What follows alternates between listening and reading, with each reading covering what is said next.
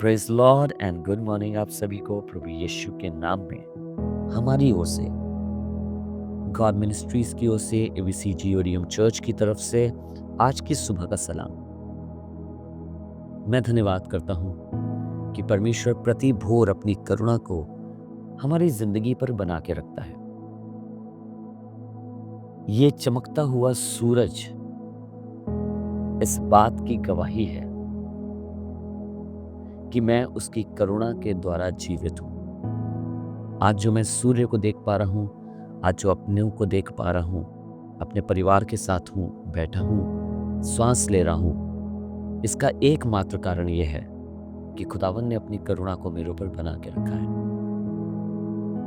आज का खुदा का कलाम हम नीति वचन उसका 24 बाब और उसकी 23वीं आयत से पढ़ेंगे, पर उससे पहले आपसे जरूर से एक निवेदन करना चाहता हूं। जब आप इन प्रार्थनाओं को सुनते हैं,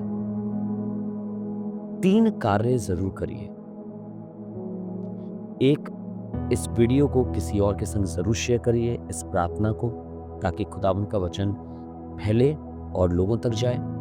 दूसरा, इसे लाइक जरूर करिए। लाइक का बटन है, आप दबाएंगे और कमेंट करेंगे। तीसरा, तो इससे बहुत से लोगों तक ये वीडियोस पहुंचती हैं।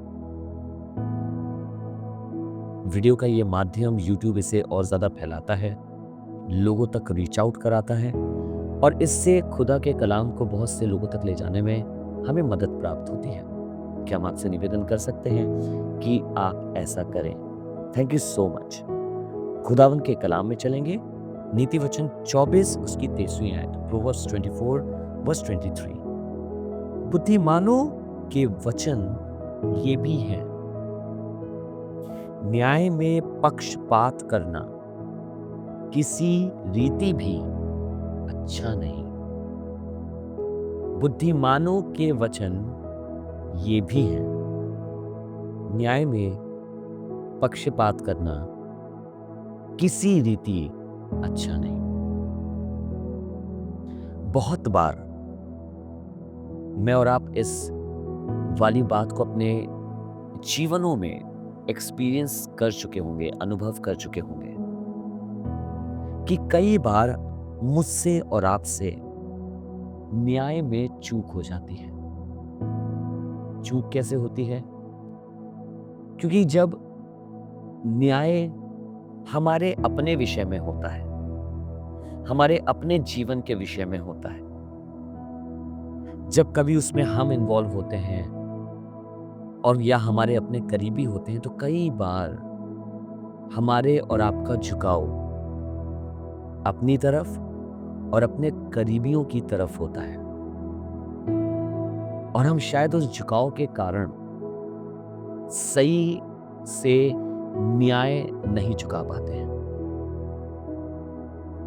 सही से न्याय नहीं कर पाते हैं, क्योंकि शायद उसमें हमारा जीवन इन्वॉल्व है, शायद उसमें हमारा घर इन्वॉल्व है, शायद उसमें हमारा परिवार इन्वॉल्व है, शायद उसमें हमारा बिजनेस इन्वॉल्व है, शायद उसमें हमारी नौकरी साख पे रखी हुई है। बहुत से कारण हो सकते हैं, and due to many selfish motives, बहुत से कई बार ऐसे कारणों के कारण मैं और आप हो सकता है कि न्याय चुकाने में असफल रहे। यहीं पे तो खुदा का कलाम मुझे और आपको सिखा रहा है। ये कह रहा है बुद्धिमानों के वचन ये भी हैं, न्याय में पक्षपात करना किसी रीति भी अच्छा नहीं।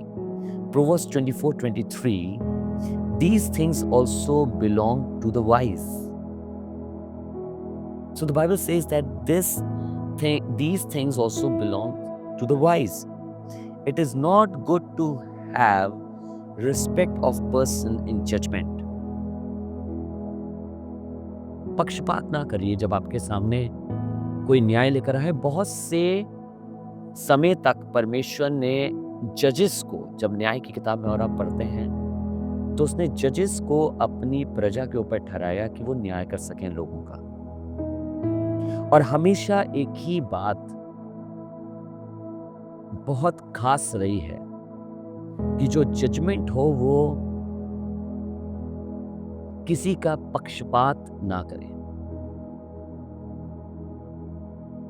जजमेंट किसी को देखकर नहीं, किसी व्यक्ति विशेष के बारे में सोचकर नहीं, लेकिन बात को पूरी रीति से जानकर, समझकर किया जाने वाला हो सके। बुद्धिमानों का एक बहुत खास बात यह भी होती है कि वो न्याय में पक्षपात नहीं करते।